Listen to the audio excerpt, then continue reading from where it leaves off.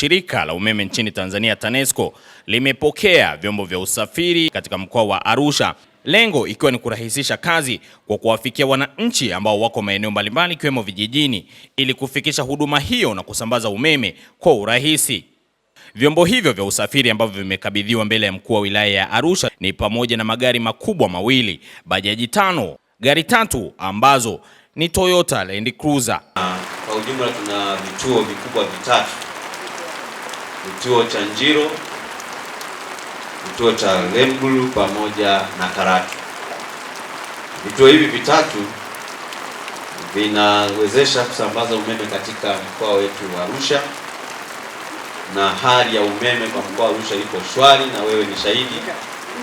Ukiacha changamoto ndogo tunazokutana nazo, mkoa wa Arusha umeme umetulia, miundombinu yetu iko vizuri, japo bado tunaendelea na maboresho madogo hapa na pale, lakini kuna utulivu mkubwa sana umeme.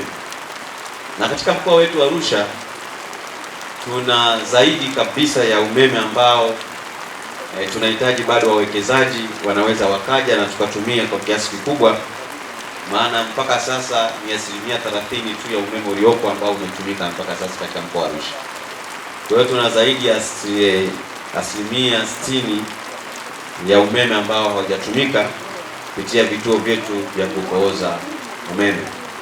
Mheshimiwa mgeni rasmi, TANESCO tuna wilaya 7 katika mkoa wa Arusha ambazo zinahudumia mkoa wetu wa Arusha, ikiwemo pia wilaya ambayo ya Muriet.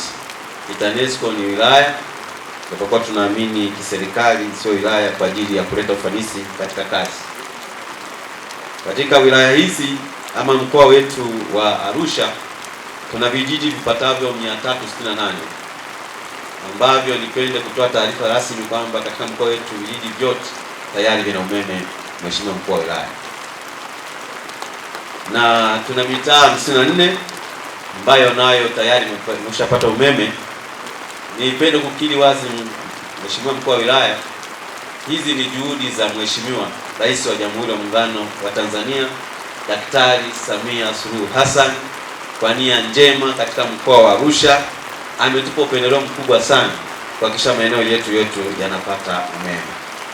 Na sambamba na hilo tu, Mheshimiwa mkuu wa wilaya, mgeni wetu rasmi, tumepokea miradi mingi sana ya REA katika mkoa wetu wa Arusha ambayo mpaka sasa takribani bilioni 99 milioni 163,282 fedha za Kitanzania zimetumika kusambaza umeme maeneo mbalimbali ya mijini katika mkoa wetu wa Arusha.